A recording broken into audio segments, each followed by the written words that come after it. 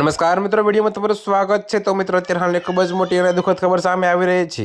ત્યારે મિત્રો તમને જણાવી દઈએ કે લાંબા સમય સુધી ભેળસેળવાળી વસ્તુઓ ખાવાથી શરીરમાં કેન્સર જેવા ગંભીર રોગોના કોષો વિકસવા લાગે છે। કોઈ પણ વસ્તુ એકવાર ખાવાથી ભલે નુકસાન ન થાય, પરંતુ તેનો લાંબો સમય વપરાશ જોખમી છે।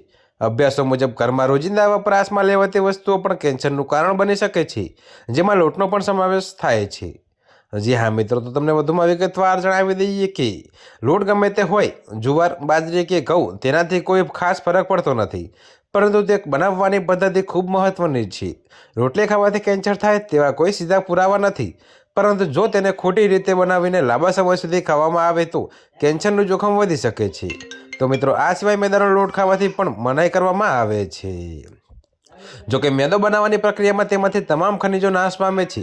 તેને ખાવાથી બ્લડ શુગર વધે છે। સંશોધનો મુજબ મેદાના સતત સેવનથી કોલન એટલે કે આંતરડાનું, બ્રેસ્ટ, ગેસ્ટ્રિક અને એન્ડોમેટ્રિયલ જેવા કેન્સરનો ખતરો રહે છે।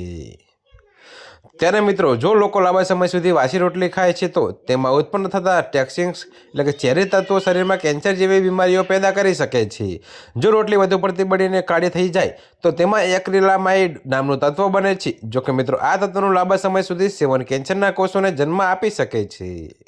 ત્યારે મિત્રો, અત્યારે હાલ માટે આટલું જ। મળીશું નવી અપડેટ સાથે। અને જો તમને મારા વિડીયો પસંદ આવતા હોય તો વિડીયોને લાઇક, કોમેન્ટ, શેર અને અમારી ચેનલને સબસ્ક્રાઈબ કરવાનું ભૂલતા નહીં મિત્રો।